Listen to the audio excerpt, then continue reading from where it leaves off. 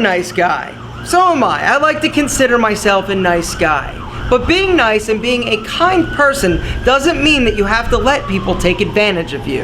And on the flip side, standing up for yourself doesn't mean that you've got to come across and be a jerk or put somebody down in the process. So here's my story. I have always sought acceptance. I've always wanted to be the guy that people liked. And throughout my high school years, that worked out pretty well, even in college. But as I got older and as I actually stepped out into the real world, I realized that my eager to please nature was actually being taken advantage of and perceived as weakness. So I started to notice that it was happening with certain people and in certain situations, but I wouldn't do anything about it. I came to realize that I was paralyzed by fear. This fear was of confrontation. So I came to realize this about myself. I was paralyzed and petrified about having a confrontation. And there was one guy in particular that would take advantage of me and sort of push me around a little bit, not physically, but just, verbally and emotionally a little bit. And I would take it. I wouldn't ever stand up for myself and say, no, not okay, this and that. And I started to really think. I hated it about myself. And it really started to bother me that I had this inability to confront people or to stand up for myself.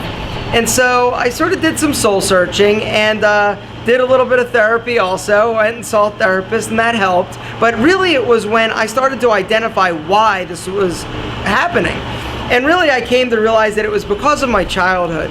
I came from a broken home, like many of you have, but it really came down to my second stepfather. He was a jerk, and he was very set in his ways. He was older, and he just was kind of awful to me at times. Nothing physical or anything like that, but just emotionally, he was pretty abusive.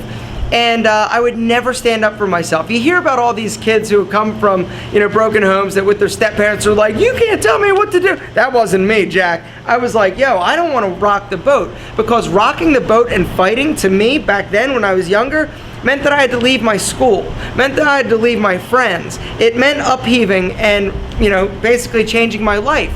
So what I did was I just took it. I internalized it and I took it. And this fear of confrontation I found stemmed from that. So I identified why it was happening, but now I had to change it, and I was determined to change it. But one of the biggest issues, and you're probably in the same situation if you have a problem with people taking advantage of you, is you never see it coming. It's like out of left field. You're like going about your day, all of a sudden, boom, somebody says something, does something, and you're like, damn, you're looking back and you're like, man, that was the perfect opportunity. So what I ended up having to do was always be ready. I knew it was going to happen. It was just a matter of time. So I was ready. I was waiting. I was ready. And so eventually it happened, and I actually did stand up for myself. I told this individual, no, I can't do that, or I won't do that. And guess what? Nothing happened. He was like, oh, okay. And I think he was probably a little bit taken aback because he was so used to running over me, figuratively, of course. And but it worked. It happened once, and it was great. It was so liberating. I felt amazing. I felt like I was on top of the world. I'm like, yeah, like I just accomplished something huge. And it was huge to me. But guess what? It felt so good, I did it again. And then I did it again. And then friends, family members, co-workers, customers, it didn't matter. I was standing up for myself. I was ready. But here's the deal. You don't have to be a jerk about it. So many times I see people that think they're standing up for themselves, or they're getting into a confrontation and they feel like they need to belittle the person or put the person down. That's not my style at all. And I hope for you, it's not your style either. Absolutely stand up for yourself.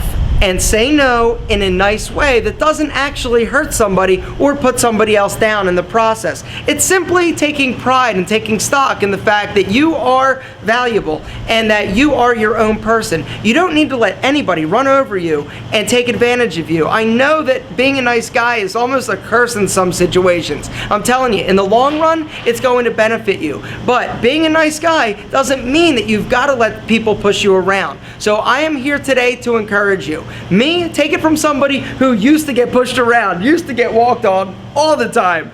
I started standing up for myself. You gotta be ready. You gotta be ready. You gotta be aware of your situations. Don't be caught off guard, because when you're caught off guard, that's when it's gonna happen. So anyway, that was a long story, but I think that it is appropriate. And I just wanna encourage you Being a nice guy is essential. Being a kind person is crucial to your development as a decent person, and it's going to come back to you in the long run. But in the process, don't let people run over you. Stand up for yourself. I'm telling you, you do it once, you're going to realize how good it feels, and you're going to do it again.